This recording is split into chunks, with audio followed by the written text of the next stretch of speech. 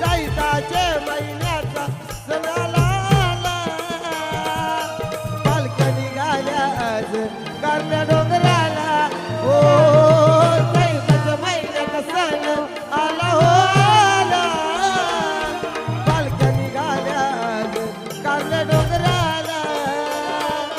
झाडलं बोलावणं माझं आईनं ये म्हणाली पालखी घेऊन गेली आईनं आता मला मी निघालो